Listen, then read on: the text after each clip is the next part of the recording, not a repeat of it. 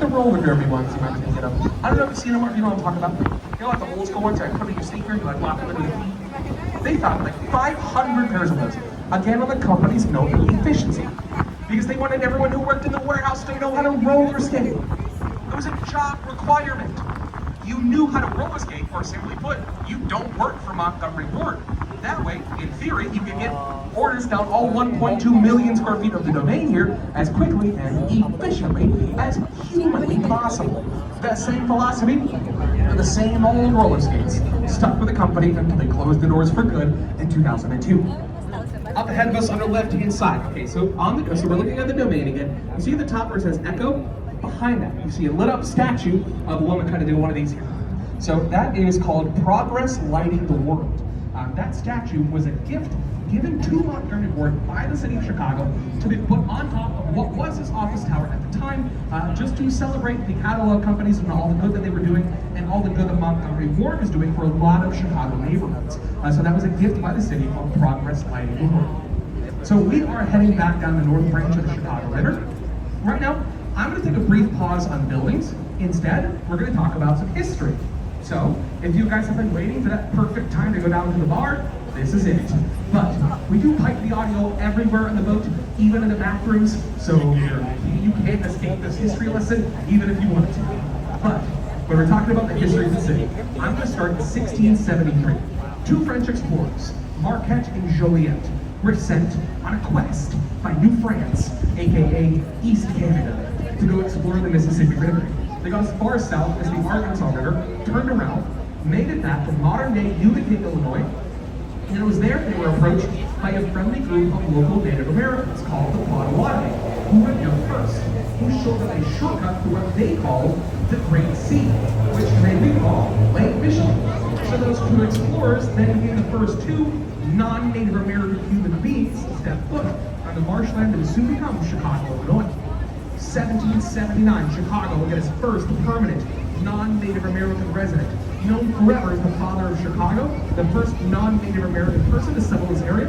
His name was Jean-Baptiste Point du Sable. He was a French man of Haitian descent. Married a local native Potawatomi leader's daughter. Her name was Kittihawa, and he lived in and around their tribe with his wife up until he left. How do you like the tour so far, John? As they moved to Canada. It's fun. It's good. 1803, Fort Learning a lot. Dearborn. What about you, Natalie? Fort Dearborn was the first military fort in the newly acquired Midwest, because 1803 was the same year as the Louisiana Purchase. So Fort Dearborn marked the beginning of the exploration of the Midwest territories, and it started right here in Chicago. You can see where, even today. Right across the street from where in Chicago, on the corner of Wacker Drive and Michigan Avenue, you've got these huge bronze indentations on the sidewalk there that will show you where a garrison of Fort Dearborn once stood. Burned down first through the War of 1812, rebuilt by 1833, which is when Chicago became a town of 300 people. 1837, we're a city of 4,100 people. 1858, Fort Dearborn is burned down a second time, this time on purpose by the city, because the controlled burn was the quickest way to get rid of it, and we didn't really want it anymore. Speaking of fire, 1871, we have the Great Chicago Fire. Now, by the end of this month, you guys are going to know all about the Chicago Fire, I promise, just not yet. I'm going to wait until we're a little bit closer to where that fire began. There is a visual marker that will show you guys where that fire began on the sausage. I want you to see that, so we're going to talk about it when we get there. But just to skip to the end, real fast. This fire, over the course of 2 days, burned down 17,000 buildings, left 100,000 people homeless. That's a third of the city's population homeless. Cost 250 people their lives, cost the city of Chicago $220 million in damages, which in 2024 money is about $4.12 billion in damages to the city. And afterwards, we needed something to bring Chicago back on the map. And that was the upcoming World's Columbian Exposition of 1893, which is commonly referred to as the World's Fair of 1893. It's both of those things. This is just kind of the title. You can see either means the same thing. There were 7 U.S. cities, all trying to get the fair in their town. It was Pittsburgh, Philadelphia, Boston, New York, St. Louis, D.C., and Chicago. We all sent our best politicians to Congress in 1890 to start lobbying for the rights to have the fair here instead of somewhere else. The fair was supposed to begin in 1892 on the 400th anniversary of Columbus's expedition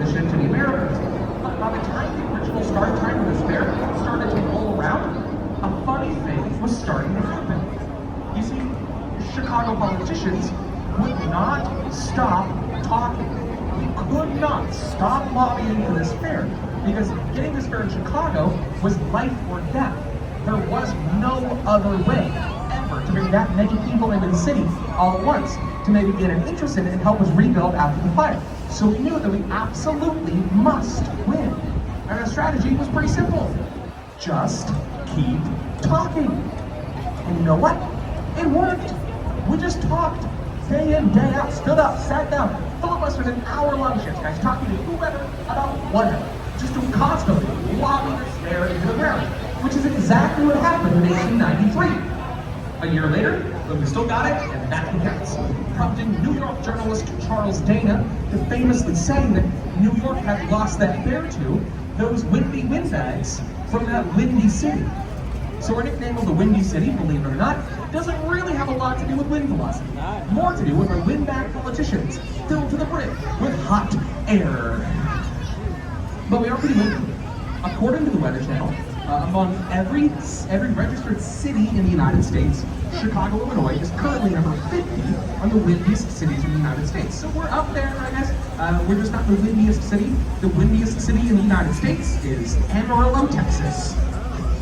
The more you know. So we got the fair in 1893. Took place in Jackson Park on the south shore of the city of Chicago. The architect and director planning this fair was a famous Chicago architect named Daniel Burnham, who was faced with a very interesting problem.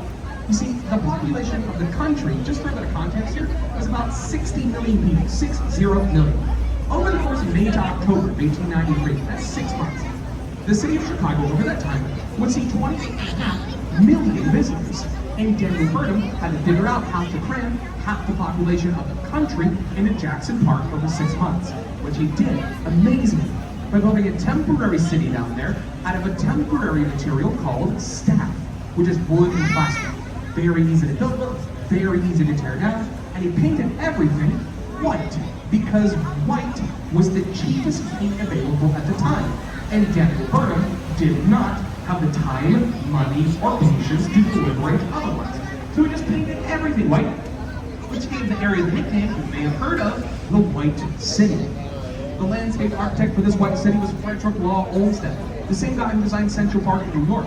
So because of him, it was this beautiful place to walk around and see the sights. Sights such as the original Ferris wheel, 264 feet in diameter, could fit 1,800 people inside.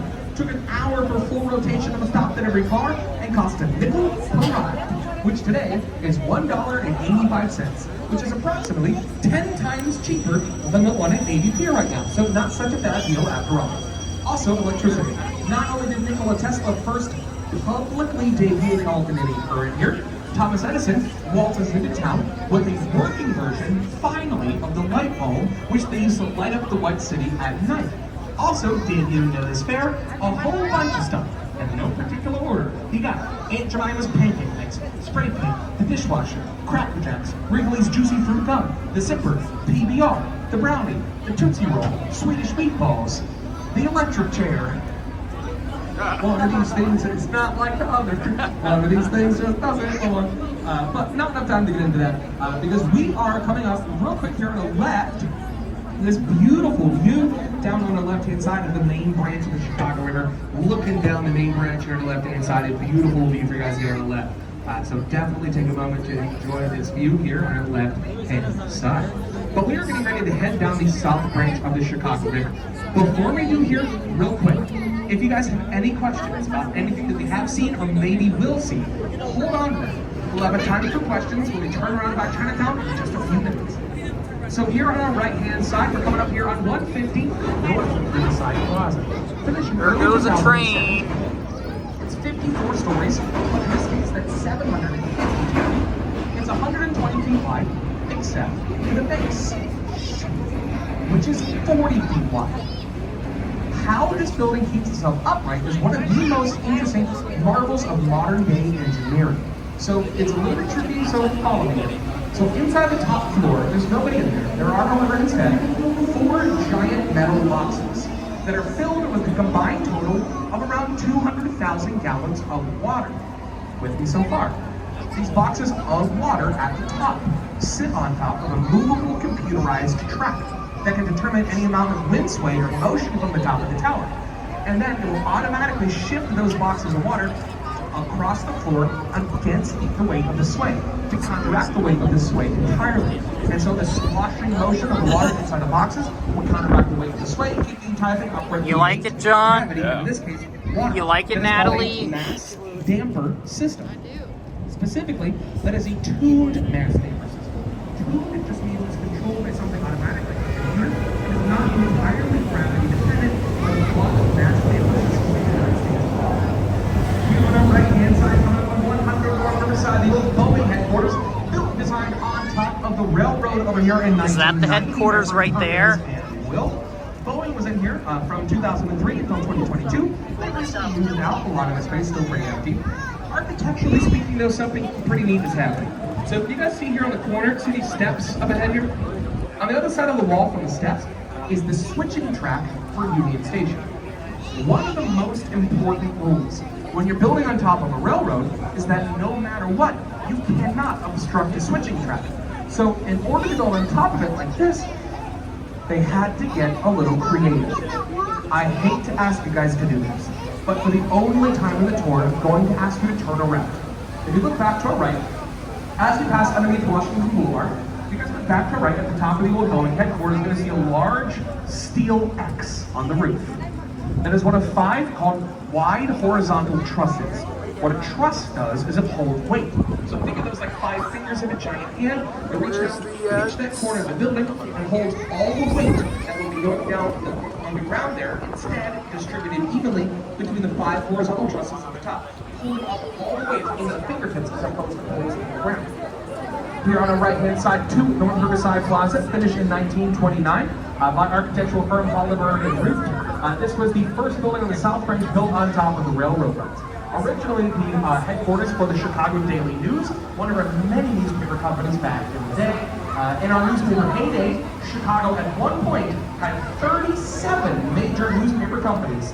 Today we have 2, the Chicago Sun-Times and the Chicago Tribune, for now at least. Here on our right-hand side, coming, moving right along, we are right here next to other buildings built on top of the railroad rights, the Gateway Center buildings. First off, we have Gateway Center 1, right up on the right in 1965, and Gateway Center 2, coming up on the right in 1967. They are both nearly identical 25-story black box office towers designed by the same guy, Bruce Graham. But what I think is a little bit more interesting is what's happening underneath. You guys see these lights and trains down below? This is Union Station, one of our 2 major train stations downtown. The other one is locally a few blocks behind it. Every building built on top of Union Station, by the way, starting from the Boeing headquarters and 8 blocks south, which is the way that we're headed, is all built to be soundproof, vibration-proof, and diesel fuel-proof.